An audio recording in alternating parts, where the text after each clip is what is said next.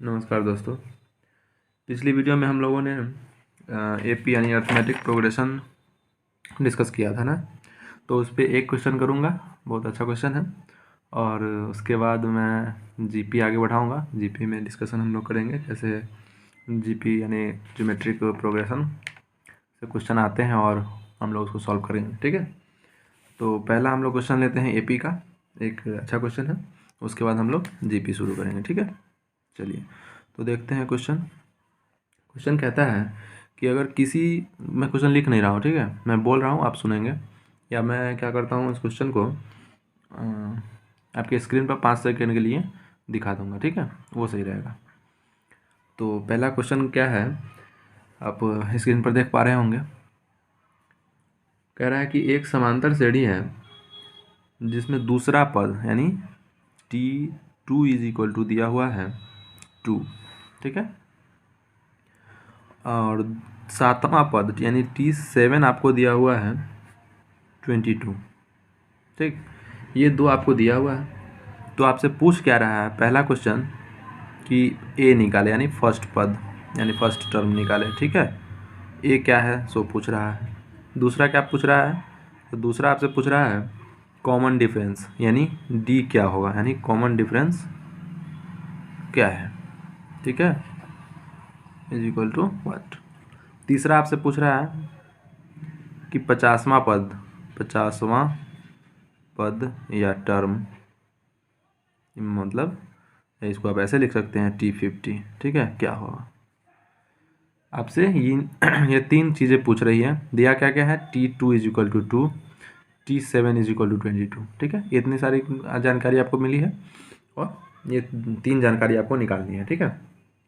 तो हम लोग जानते हैं कि T2 इज इक्वल टू क्या होगा, तो A प्लस 2 जो है n का वैल्यू होता है, तो 2 हम फार्मूला आपको याद होगा। चलिए मैं फार्मूला ही पहले Tn इज इक्वल टू लेता हूँ। फार्मूला जितनी बार आप यूज़ करेंगे उतना अच्छा रहेगा। Tn इज इक्वल टू होता है a plus n minus 1 into D. ये तो आप लोगों ने पढ़ा है। बस अब T2 a की जगह पर a डालिए, n की जगह पर हमारे पास 2 है, 1 इंटू डी हमें पता नहीं है। ओके, हमारा तो T2 इज इक्वल टू क्या आया, a प्लस डी, ठीक है। इसको हम फर्स्ट इक्वेशन लेके चलते हैं क्योंकि हमें दो वैल्यू पता नहीं है, ठीक है। उसी तरह से T7 इज इक्वल टू हम क्या लेंगे, तो a प्लस n की जगह पर 7 है, माइनस 1 इज इक्वल टू 6। इसमें आप ऐसे मतलब फॉर्मूला में आप पुट करके निकालेंगे, ठीक है। मैं डायरेक्ट लिख रहा हूँ कैलकुलेशन करके, ठीक। 6D, ये हमारा सेकेंड वैल्यू आ गया। T2 यानी दूसरा पद और ये सातवां पद, ठीक है। दोनों वैल्यू में निकल गई। अब हम इसको टू इक्वेशन आप लोग पढ़े होंगे, linear equation in two variable, बस उसके तरह से सॉल्व इसको करेंगे। कैसे सॉल्व करते हैं, तो इस दोनों को आप ऐड कीजिए या फिर सब्ट्रैक्ट करके हम लोग करते हैं ना। तो चलिए हम इन दोनों को सब्ट्रैक्ट करेंगे, ठीक है। तो a plus D is equal to, हमें क्या दिया था, T2 इज इक्वल टू 2 दिया हुआ है, देख लीजिए यहाँ दिख रहा है। तो a plus D is equal to 2, इस T2 के जगह पर डाल सकता हूँ ना 2, ठीक है, वही चीज़ किया मैंने। फिर उसी तरीके से a plus 6D is equal to, देखिए 7T का मतलब क्या है, T7 का वैल्यू हमारे पास 22 है, बस यहाँ 22 डाल दीजिए। अब इक्वेशन को घटा दीजिए। घटाने के लिए हम जानते हैं कि साइन चेंज होता है, ये प्लस है a का वैल्यू तो माइनस करेंगे, यहाँ भी प्लस है तो माइनस करेंगे, यहाँ भी प्लस है तो माइनस करेंगे, ठीक है। देखिए ये हमारा कैंसिल आउट हो जाएगा। यहाँ देखिए -5D बचेगा और इधर -20, दोनों तरफ माइनस है तो ये cancel out. d is equal to हमारे पास क्या आएगा, 20/5 इज इक्वल टू 4, यानी हमारे पास कॉमन डिफरेंस हमने निकाल लिया। कॉमन डिफरेंस हमने क्या निकाला, यानी 4 हमने निकाला। क्या निकाला, 4 आया हमारे पास कॉमन डिफरेंस, ठीक। अब कॉमन डिफरेंस हम किस में, किसी दोनों में से किसी एक में डालेंगे तो हमारा उस वैल्यू आ जाएगा, a का वैल्यू पता चल जाएगा, ठीक है। तो मान लीजिए हमने फर्स्ट इस इक्वेशन में ही क्या डाला, 4 का वैल्यू डाल दिया, तो हमें पता है T2 इज इक्वल टू 2 दिया था, ठीक ना। और इक्वेशन ही क्या है, इक्वेशन लिख लेता हूँ direct, 2 is equal to a plus D, यही ना इक्वेशन, देखिए यहाँ दिख रहा है। बस 2 is equal to A plus 4 हो गया। ये हमारा आएगा -2। क्या आएगा? -2। यहाँ से हमें ए भी पता चल गई। क्या आया हमारे पास? ए का वैल्यू -2 दिख रहा है। डी भी हमें पता चल गई। 2 क्वेश्चन सॉल्व, ये और ये क्वेश्चन सॉल्व। अब तीसरा हमसे पूछ क्या रहा है? तीसरा पूछ रहा है 50वां टर्म यानी T50 हमें निकालना है। तो फॉर्मूला क्या है? a plus n minus 1 into D. बस डाल दीजिए -2 प्लस n का वैल्यू हमें क्या लेना है? 50 माइनस 1, डी हमें पता चल गई है 4, ठीक ना। डाल दीजिए -2 49 इंटू 4, ठीक है। बस कैलकुलेशन है, आप देख लीजिएगा। कैलकुलेशन मेरा थोड़ा कमज़ोर है, ठीक है। कितना आएगा? 194 मुझे ये मिल रहा है, ठीक है। चलिए दोस्तों, तो ये क्वेश्चन सॉल्व हो गया। ये था एपी का यानी अर्थमेटिक प्रोग्रेशन का। अब हम लोग जीपी करेंगे। क्या करेंगे? GP, geometric. चलिए, तो हम लोग अब जीपी शुरू करते हैं, ठीक है। जीपी में क्या है? जीपी को हम लोग बोलते हैं जियोमेट्रिक प्रोग्रेशन, ठीक है। तो ज्योमेट्रिक प्रोग्रेशन में क्या होता है? जैसा हम लोगों ने एपी में पढ़ा था, वहाँ भी फर्स्ट टर्म को हम ए से सूचित कर देते हैं, फर्स्ट टर्म, ठीक है। टी एन हम क्या कहते थे उसे? nth टर्म, यानी nth टर्म, ओके। दूसरा एन को हम लोग जानते हैं नंबर ऑफ टर्म, ठीक।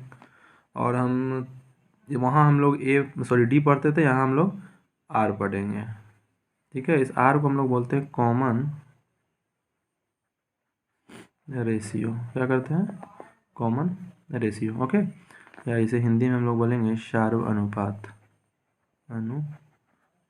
ठीक।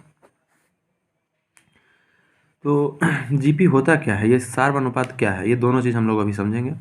जैसे हम लोगों ने एपी में पढ़ा था, देखिए मैं एपी के साथ रिलेट करके पढ़ा रहा हूँ या समझा रहा हूँ। देखिए हम लोगों ने एपी में पढ़ा था 2 4 6 8। ये जो फॉर्म थी, ये फॉर्म क्या थी? ए कॉमा ए प्लस डी कॉमा ए प्लस 2d कॉमा ए प्लस 3d। ये हमारा फॉर्म चलता जा रहा था, ठीक है।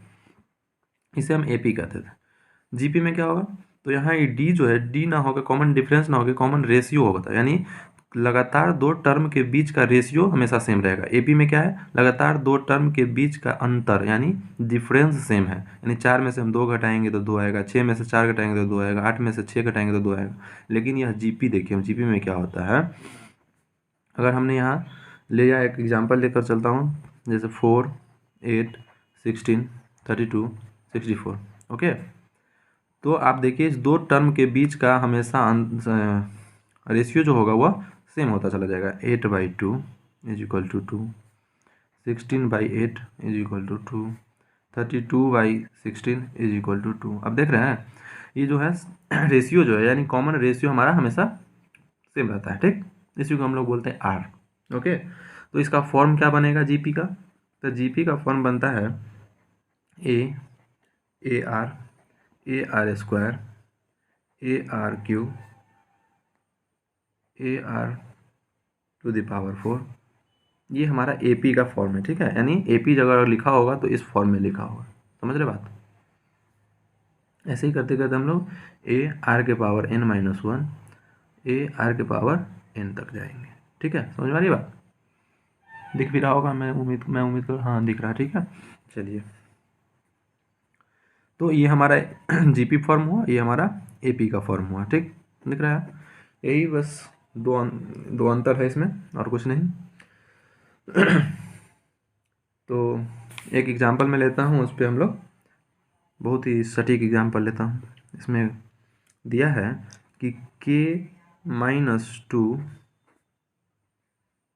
2k+1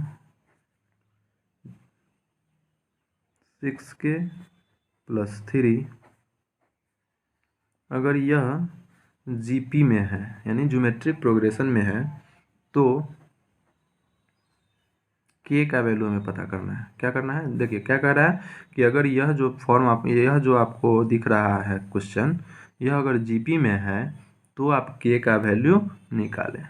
तो के क्या होगा ये निकालना है, ठीक है। तो हम लोग जानते हैं कि ज्योमेट्रिक प्रोग्रेशन में होने के लिए सबसे इम्पोर्टेंट चीज़ क्या है, तो उसका रेशियो जो होना चाहिए सेम होना चाहिए। कौन सा रेशियो, तो लगातार दो टर्म के बीच का रेशियो। तो लगातार दो टर्म का बीच के रेशियो हम निकाल लेंगे और दोनों को बराबर कर देंगे। पहला रेशियो क्या होगा, तो 2k+1 इज बाई के माइनस 2 इक्वल होना चाहिए किसके, तो 6k+3 डिवाइडेड बाई 2k+1, ठीक है।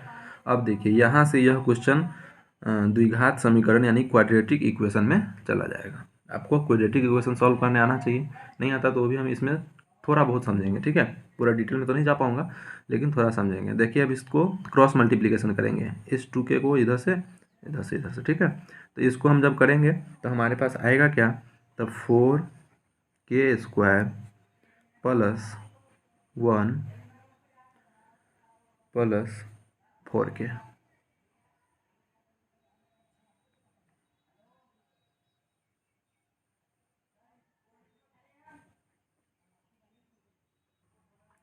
उसी तरह से इस दोनों का हम मल्टीप्लिकेशन करेंगे तो हमें आएगा 6k² + 3k।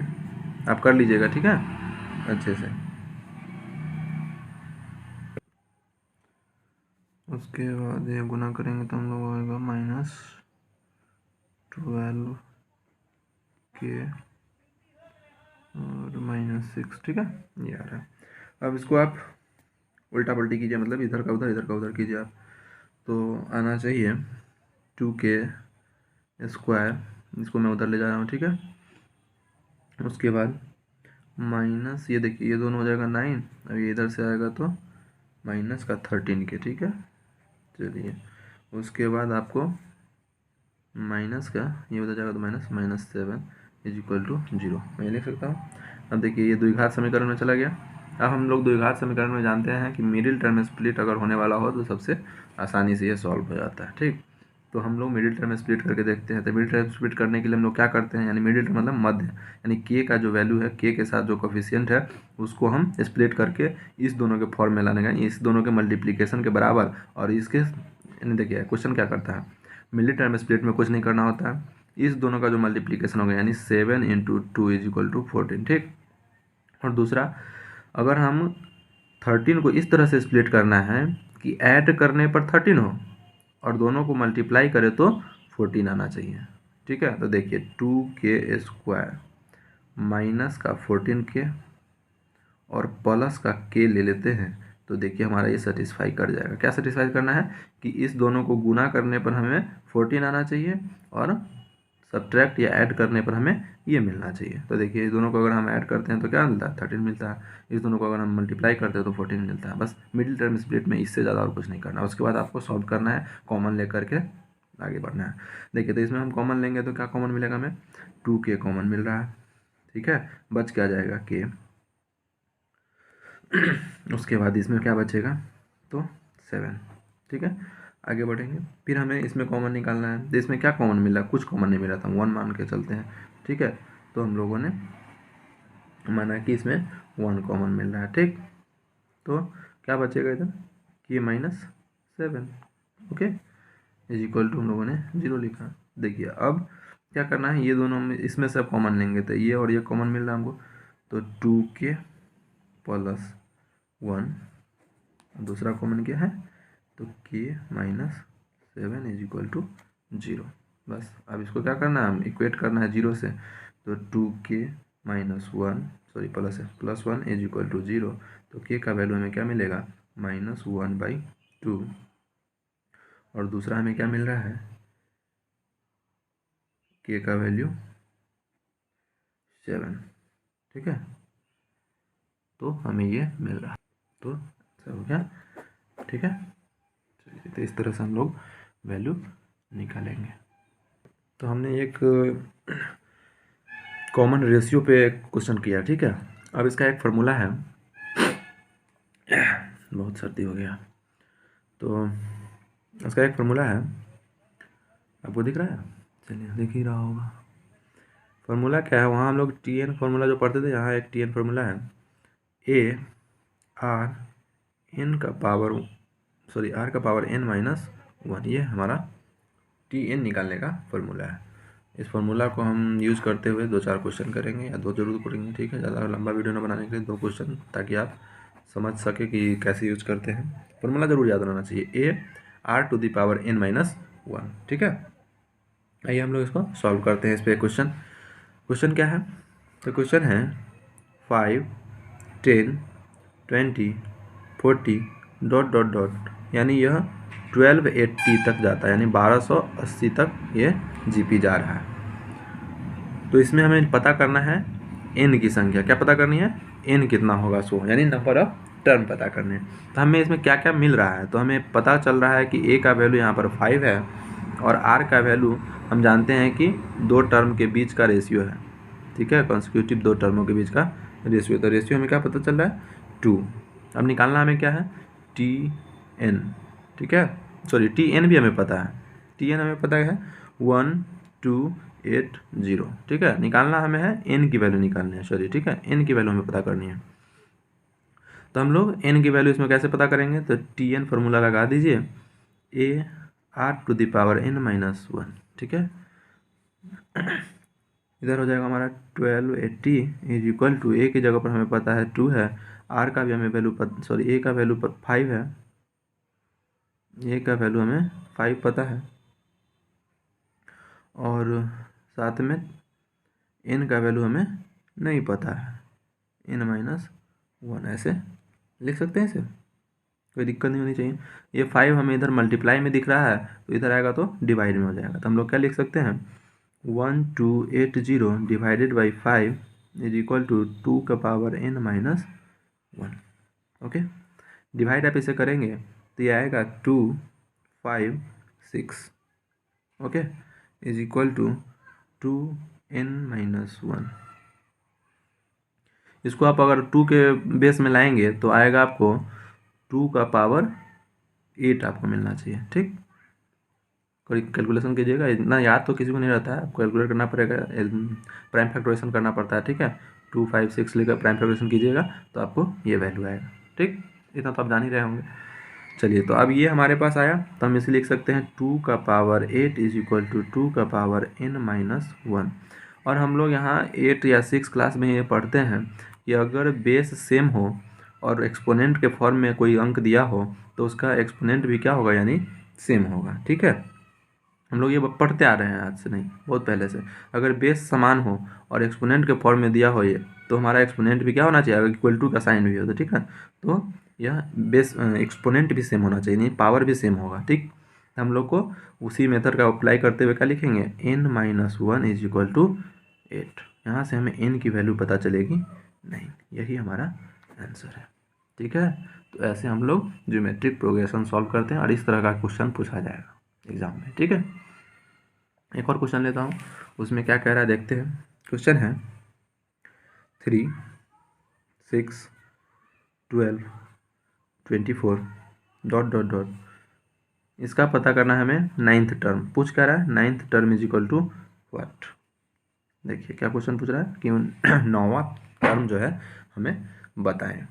तो हम इसमें जो जो दिया है, यानी हमें जो जो ज्ञात है वो पता, मतलब जो जो पता है हम वो लिख लेंगे। तो ए हमें पता है 3, आर हमें पता चल जाएगा 6/3 इज इक्वल टू 2। यहाँ भी आर का वैल्यू हमें क्या मिल रहा है, 2 मिल रहा है, और कुछ तो पता नहीं है इसमें, तो हम फार्मूला लगाएंगे। अच्छा, एन भी पता है हमें, एन कौन सा निकालना है, तो 9 हमें पता है एन का वैल्यू, ठीक है। तो अब टी एन यानी T9 हमें पता करनी है, तो फार्मूला लगाएगा क्या, A R to the power n minus 1, समझ रहे हैं। ए का वैल्यू हमें पता है 3 इंटू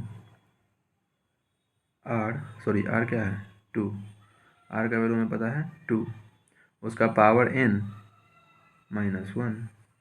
अब नेक्स्ट पेज में आते हैं, तो हमें मिल रहा है T9 का वैल्यू 3 इंटू 2 का पावर 9 माइनस 1, यानी 3 इंटू 2 का पावर 8, नहीं मिल रहा है। अभी हम लोगों ने पिछले क्वेश्चन में देखा था कि 2 का पावर 8 क्या आया था, 256। बस 3 इंटू यानी मल्टीप्लाई का साइन देता, 256 इज इक्वल टू आपको आ जाएगा 768। ठीक है, तो इस तरह से हम लोग क्वेश्चन को सॉर्ट आउट करेंगे या सॉल्व करेंगे। ठीक है, तो हम लोग टी एन निकालना जान गए, आर निकालना जान गए, ज्योमेट्रिक प्रोग्रेशन होता क्या है ये जान गए। अब हम लोग ज्योमेट्रिक प्रोग्रेशन में ये मतलब कि टर्म का योग निकालना जानेंगे कि पूछेगा कि शुरुआत से लेकर के और एन टर्म यानी कुछ टर्म तक का योग बताएं। जैसे मैं कोई ज्योमेट्रिक प्रोग्रेशन दिया हुआ है, कहेगा कि इसका 5 टर्म तक का हमको योग बताइए, 10 टर्म तक का, यानी एन का वैल्यू आपको बताएगा, कहेगा कि इतना तक का हमको योग निकालिए यानी सम, यानी उसका एडिशन करके बताइए ज्योमेट्रिक प्रोग्रेशन का। ठीक है, तो इसमें हम लोग 2 फार्मूला यूज करते हैं। पहला फार्मूला है, लिख लीजिएगा आप लोग। ठीक है, पहला फार्मूला है S N is equal to A bracket में आर के पावर एन, और ये माइनस नीचे यानी आर में से घट रहा है। ठीक है ना, आर के पावर एन में से घट रहा है, एन माइनस नहीं है, वहाँ फॉर्मूला था एन माइनस। ठीक है, यहाँ नहीं है, आर के पावर एन है, हम -1 है। ठीक है, अंतर ये है। उसके बाद r-1। ओके, ये फार्मूला कब यूज होगा, तो जब r की वैल्यू, पेन भी जवाब दे दिया क्या, r की वैल्यू 1 से ग्रेटर हो, मतलब कॉमन रेशियो जो है, हम लोग जो कॉमन रेशियो यानी 2 टर्म का बीच का रेशियो निकाल रहे थे, अगर वह 2 आ रहा था तो ये फार्मूला लगेगा। अगर मान लीजिए वह 1 से छोटा यानी 1/2 रेशियो आ रहा है, 0.3 आ रहा है, यानी रेशियो जो है 1 से कम आ रहा है, तो फिर अलग फार्मूला लगेगा। तो एक फार्मूला आप याद रखेंगे क्या, कि अगर एस एन निकलेगा तो किस फार्मूला से, तो a इंटू आर के पावर n-1 बाई r-1, कब, जब r की वैल्यू 1 से बड़ी हो। ठीक है, दूसरी फार्मूला क्या है, तो S N is equal to a 1 minus R to the power n, bracket बंद कर दीजिए, डिवाइडेड बाई 1 माइनस, कुछ हुआ है नहीं, बस केवल ये अपोजिट हो रहा है, आपको दिख रहा है, उलट रहा है, यानी पहले 1 आ जा रहा है, बाद में R to the power n आ रहा है। कब ये लगेगा, तो जब r की वैल्यू छोटी होगी, किससे, 1 से। ये 2 चीज़ें आपको ध्यान रखनी है। ठीक है, तो ये दोनों फार्मूला का आप यूज करेंगे। ठीक, चलिए क्वेश्चन बनाएं, जरूर बनाएंगे। देखिए क्वेश्चन क्या कह रहा है कि फर्स्ट 8 टर्म का, यानी आपको दिया हुआ है फर्स्ट 8 टर्म का सम 65-60 दिया है। क्या दिया है, देखिए मैं टूटी फूटी भाषा में लिख रहा हूँ। फर्स्ट 8 टर्म का सम यानी एडिशन कितना दिया है, 65-60, मतलब 6560 है। और क्या दिया है, तथा आर का वैल्यू हमें 3 दिया है। तो पूछ क्या रहा है, तो बताएं a is equal to what. Okay, यही पूछ रहा है आपसे क्वेश्चन में। तो बस हमको जब ये सम दे दिया तब पता चल होना चाहिए कि सम का फॉर्मूला लगेगा। ठीक है, और आर भी हमें पता है, आर क्या है, आर इज ग्रेटर देन 1। तो जब ये आर इज ग्रेटर देन 1 है तो फार्मूला कौन सा लगेगा ये भी पता होनी चाहिए, तो ये फार्मूला लगेगा। तो हम लोग फार्मूला लिखेंगे, जितनी बार आप लिखेंगे फार्मूला उतना ज़्यादा जल्दी याद हो जाएगा। A bracket 1 r to the power n-1 divided by r-1, formula लगाना है बस। 6560 इज इक्वल टू, ए का वैल्यू हमें क्या दिया है, नहीं दिया है कुछ, तो ए, आर का वैल्यू हमें पता है 3, उसका पावर भी पता है 8, यानी एन का वैल्यू हमें पता है -1, डिवाइडेड बाई आर, 8 में से 1 घटेगा तो 7, नीचे हम लोग आर की वैल्यू क्या है यार, गलत ले लिया क्या, नहीं ठीक है 3 है, सॉरी गलत ले लिया, 3-1। ठीक, ये सब ध्यान रखिएगा, वैल्यू पुट करने में गड़बड़ न कीजिए। ठीक, जैसे मैं कर रहा हूँ अभी। उसके बाद 6560 इज इक्वल टू ये करेंगे हम 3 का पावर अगर 8 करते हैं, देखिए ये सब कैलकुलेशन करना पड़ेगा, कहीं कहीं किसी किसी क्वेश्चन में आपको ये कैलकुलेट करना पड़ेगा। तो 3 का पावर अगर हम 8 करते पता करते हैं तो 3 का 3 3 जा 9 कैलकुलेट करते जाओ, 2 4 3 इंटू 27 करेंगे 1701, उसके बाद आ जाएगा 4 1 6 7 और 8 आ जाएगा, यार कैसे लिख दिया है इसे, ठीक है 5 6, ठीक है 6 5 6 1 आएगा। ठीक, हम लोग क्या लिख सकते हैं, ए 6 5 6 1 -1 भी तो है, -1 डिवाइडेड बाय 2। ओके, तो ये हमारे आ रही है। तो हम लोग जान ही रहे हैं, देखिए अभी आसानी से कट जाएगा। 6560 is equal to A into 6560/2। देखिए हम लोग जानते हैं अगर इक्वल टू या बराबर से बराबर वाले के इधर उड़ा सकते हैं, तो बचा क्या, a/2 इज इक्वल टू, इधर 1 है तो a इज इक्वल टू 2। ये हमारा सिंपली बन रहा है। आप कैलकुलेट जैसे करो, ऊपर ऊपर नहीं काटने आता तो फिर इधर जाएगा, फिर नीचे आएगा, फिर नीचे नीचे कट, ऊपर नीचे कटेगा, बात बराबर ही है। ठीक है, तो आप कैलकुलेशन जैसे करो, आंसर हमारा ए का वैल्यू क्या आएगा, ये आएगा। ठीक है, तो ये हमारा जीपी का ऐसे क्वेश्चन पूछा जाता है। ठीक है, देखिए एक इस ज्योमेट्रिक प्रोग्रेशन पे एक मैं ज़बरदस्त क्वेश्चन ले रहा हूँ, आप लोग को अच्छा लगेगा। देखते हैं क्या है ये क्वेश्चन। क्वेश्चन है, कहता है कि एक पेंटिंग शो है। ठीक, क्या है क्वेश्चन, देखिए सुनिएगा, मैं कोशिश करूँगा कि आपको स्क्रीन पे दिखे, ऐसा कुछ करने का प्रयास करूँगा। अभी मेरे पास उतना टेक्नोलॉजी उपलब्ध नहीं है यहाँ। ठीक है, तो इसलिए मैं बोल रहा हूँ क्वेश्चन, आप सुनेंगे ज़रूर। कहता है कि एक पेंटिंग शो है, उसको देखने में दर्शक की संख्या कैसे कैसे बढ़ रही है वो दिया गया है। कहता है कि पहले दिन जितना दर्शक आ रहा है उसका 2 गुना होगा, फिर उसका 2 गुना होगा, फिर उसका 2 गुना होगा, इस तरह से दर्शकों की संख्या बढ़ेगी। ठीक, यानी पहले दिन 2 आया तो दूसरे दिन 4, तीसरे दिन 8 हो गया, तीसरे फिर चौथे दिन 16 हो गया, इस तरीके से 2 गुने होती चली जाएगी। ठीक, तो यदि कह रहा है कि सोमवार को यह शुरू होता है, कब होता है, सोमवार, यानी मंडे को यह शो शुरू होता है। कौन सा, तो पेंटिंग शो। ओके, और यह शनिवार को दर्शकों की संख्या कितनी हो जाती है, यानी सैटरडे को यह संख्या पहुंच जाती है 6400। ठीक, बस इसमें आपको क्या कह रहा है क्वेश्चन में ये कह रहा है कि पेंटिंग शो में दर्शक पहले दिन के मुकाबले दूसरे दिन 2 गुने होते चली जाती है। यानी पहले दिन 2 देख रहा है तो दूसरे दिन 4 देखेगा, तीसरे दिन 8 देखेगा, चौथे दिन 16 देखेगा, फिर 32 देखेगा, यानी पहले वाले दिन से 2 गुने होते चला जाएगा। ठीक है, और दूसरा क्या कहा है इसमें कि अगर वह मंडे को शुरू हो रहा है शो, तो शनिवार को यानी सैटरडे को वह 6400 दर्शक की संख्या पहुंच जाती है।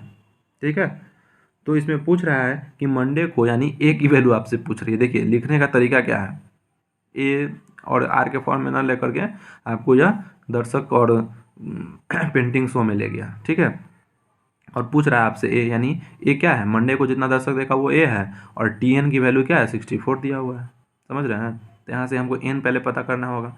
तो Monday, Tuesday, Wednesday, Thursday, Friday और सैटरडे, देखिए 2 4 6, हमारे पास एन की वैल्यू क्या आई, 6। ए की वैल्यू हमें पता करनी है, और टी एन की वैल्यू हमें टी एन की वैल्यू हमें पता है 6400। समझ रहे हैं, फॉर्मूला लगेगा कि नहीं लगेगा, कौन सा फॉर्मूला लगेगा आप ही बताएं। जी हाँ, टी एन वाले फार्मूला लगेंगे। ठीक है, T N is equal to, हम लोगों ने पढ़ा है A R to the power n minus 1, यही फार्मूला ना पढ़ा है। जितनी बार आप लिखेंगे ज़्यादा से ज़्यादा याद होगा। ठीक है, पेन को चेंज करने को पहले यार, बहुत डिस्टर्ब कर रहा है। T N is equal to हमने पढ़ा A R to the power n minus 1, बस फार्मूला में डाल दो यार, 6400 इज इक्वल टू ए हमें नहीं पता है, आर की वैल्यू हमें पता है क्या, आर की वैल्यू हमें पता है 2 गुनी हो रही है। कितनी गुनी हो रही है, 2 गुनी हो रही है। यहाँ पे आर की वैल्यू आप लिख लेंगे। ठीक है, 2।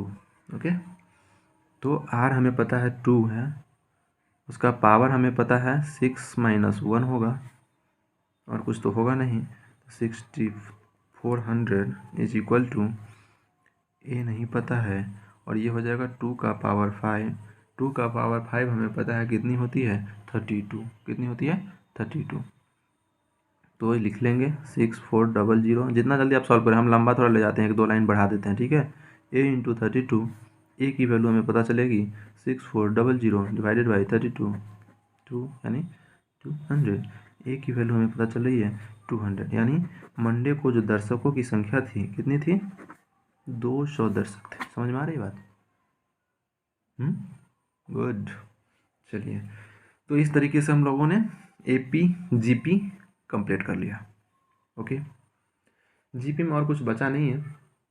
GP में एक चीज़ बचा है, ज्योमेट्रिक मीन कभी कभी पूछ देता है। तो ज्योमेट्रिक मीन और कुछ नहीं है। ज्योमेट्रिक मीन क्या है, तो कह रहा है कि जियोमेट्रिक मीन, ठीक है। ज्योमेट्रिक मीन जैसे मान लीजिए A और B दिया है और कहेगा कि इसका ज्योमेट्रिक मीन बताइए, तो ज्योमेट्रिक मीन क्या होगा, √अंडर A B और C अगर ज्योमेट्रिक प्रोग्रेशन में है और पूछ दे कि इसका ज्योमेट्रिक मीन बताइए, तो cube root of A into B into C, यही ज्योमेट्रिक मीन है, ठीक है, और कुछ नहीं है। जैसे 6 और 24 का ज्योमेट्रिक मीन आपसे पूछ दे, ये GM क्या है बताइए, तो आप क्या करेंगे, √6 इंटू 24, ठीक। इसको अगर आप कैलकुलेट करो, गुना करके उतना ले जाओ, नहीं। जब भी आपको रूट के अंदर आए तो आप सोचो कि यह 2 बराबर अंकों में कैसे टूटेगा। 2 बराबर अंकों में कैसे टूटेगा, इसको अगर हम 2 दे दें, इसमें से 2 निकालेंगे, तो 2 निकालने में क्या होगा, 12 बचेगा। 12 इंटू 12 लिख सकते हैं इसको, देख लो, लिख सकते हैं। बस इस 2 मतलब रूट के अंदर जब भी है तो 2 एक तरह का अंक मिलेगा, और मल्टीप्लिकेशन में तो 1 निकल जाएगा बाहर, यानी ये 12 आएगा। क्या है हमारा ज्योमेट्रिक मीन आंसर, समझ में आ रही है? तो ज्योमेट्रिक मीन हम लोगों ने पूरा कंप्लीट कर लिया। इसमें हम लोगों ने 3 फार्मूले पढ़े। तीनों फार्मूला मैं एक बार रिकैप कर दे रहा हूँ, ठीक है। पहला हम लोगों ने पढ़ा TN निकालना, क्या था, AR⁴ यही था ना। दूसरा हम लोगों ने सम निकालना पड़ा, SN इज इक्वल टू, कब, जब R की वैल्यू ग्रेटर देन 1 थी तब। क्या था फार्मूला, तो SN is equal to AR⁴ n-1 by R⁻1, ठीक है। उसी तरीके से दूसरा क्या था इसका सम निकालने का, SN is equal to A1 - R⁴n divided by 1 - R, कब, जब यह R की वैल्यू जो थी वह 1 से छोटी थी। बस यही चीज़ हमें ध्यान रखनी है, ठीक है, देख लीजिए। तो इसके साथ हमारा AP और GP ख़त्म हुआ। HP कुछ खास है नहीं। HP क्या कहता है ये भी देख लेते हैं। HP कहता है यानी हार्मोनिक प्रोग्रेशन, इसको क्या कहते हैं, हार्मोनिक प्रोग्रेशन, HP। मेरा राइटिंग थोड़ा गड़बड़ जा रहा है, हार्मोनिक प्रोग्रेशन, ठीक है। ये क्या कह रहा है, तो ये कुछ और नहीं, यह AP का एक प्रकार का आप समझिए रेसिप्रोकल है। और क्या है, रेसिप्रोकल, कुछ नहीं। AP का क्या है यह, जस्ट, AP का क्या है यह, जस्ट रेसिप्रोकल, आप समझो, जस्ट रेसिप्रोकल। मतलब जैसे अगर AP में 2 नहीं है, ABCD में लेकर चलता हूँ, A या 2 4 6 कुछ भी लिखो, ABC, अगर यह AP में है, किस चीज़ में है, AP में है, तो यह HP क्या होगा, तो 1/A, बहुत गंदा लिख रहा हूँ ना, सॉरी यार, कोई बात नहीं, 1/B 1/C, इस तरीके से यह HP का है। अगर आप इस वीडियो को देख रहे हैं और इससे पहली वीडियो नहीं देखी है आपने, तो मैं उस वीडियो का लिंक इस वीडियो के डिस्क्रिप्शन में डाल दूँगा। उस वीडियो को ज़रूर आप देखें। मुझे आशा है कि आपको वह फ़ायदा ज़रूर पहुंचाएगा, ज़रूर हेल्पफुल लगेगी वो वीडियो, ठीक है। तो डिस्क्रिप्शन में जाकर उस वीडियो को पहले देखें, फिर इस वीडियो पे आएँ, तो ज़्यादा अच्छा होगा। धन्यवाद। चैनल को सब्सक्राइब कीजिए, लाइक कीजिए। थैंक्स।